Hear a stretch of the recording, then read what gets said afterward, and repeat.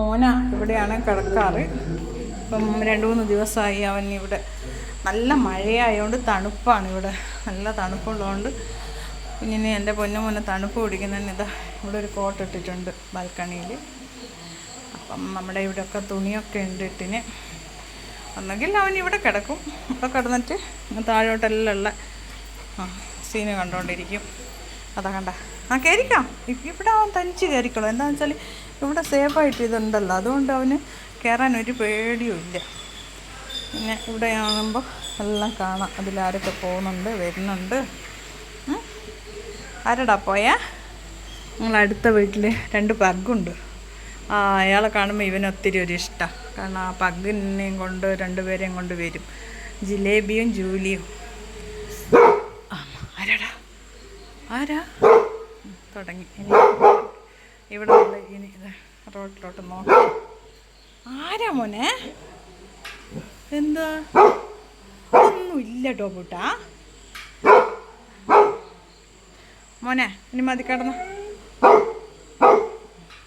ഇനിയിപ്പോൾ ഇവിടെയുള്ള എല്ലാ കാര്യങ്ങളും അവിടെ റോട്ടിലൊന്നും ഒരനക്കം ഉണ്ടായാൽ മതി.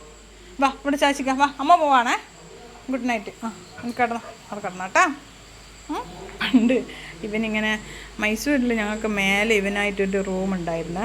അവിടെ കിടത്തിയാൽ ഈ കള്ളൻ ഇങ്ങനെ ഞാൻ തുണിയിടുമായിരുന്നു അവിടെ ടെറസിൻ്റെ മുകളിൽ.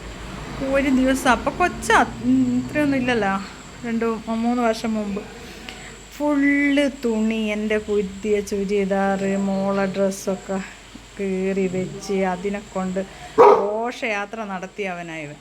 എന്ത് സാധനം ഉണ്ടെങ്കിലും തുണി, പ്രത്യേകിച്ച് എൻ്റെതും മോളതും, അവൻ്റെ അച്ഛൻ്റെയും അവൻ്റെ ഏട്ടൻ്റെ ഒന്നും തൊടൂല, എൻ്റെതും മോളതും തുണി വെച്ച് വെക്കൂല എവിടെ കിട്ടിയാലും. ഇപ്പോൾ കുഴപ്പമില്ല, ഇപ്പോൾ ഇവിടെ ഇട്ടാലും അതൊന്നും ചെയ്യത്തില്ല. അന്ന് ആ സമയത്ത് ചെറിയ കുഞ്ഞല്ലേ, അപ്പോൾ എന്ത് കിട്ടിയാലും കടിച്ച് നശിപ്പിക്കണം. സോഫ, ഒരു ബെഡ് എല്ലാം നശിപ്പിച്ചിട്ടുണ്ട്. പിന്നെ എൻ്റെ നല്ല ചപ്പൽ, അതായത് പുതിയ ചപ്പലായിരുന്നു അത്. അല്ലടാ ആരടാ നശിപ്പിച്ചല്ല ഇരുന്ന് കണ്ടോ.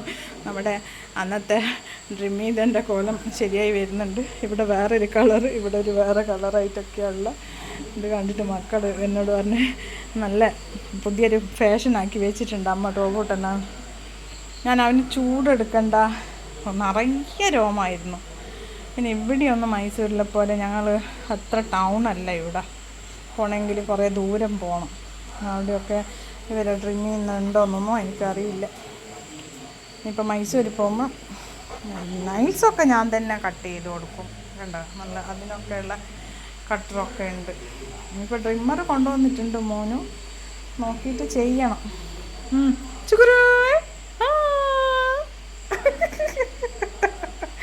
അങ്ങനെ ഇനി എല്ലാവരോടും ഗുഡ് നൈറ്റ് പറ. എല്ലാവരോടും ഗുഡ് നൈറ്റ് പറ. എല്ലാവർക്കും നന്ദി പറവാവേ.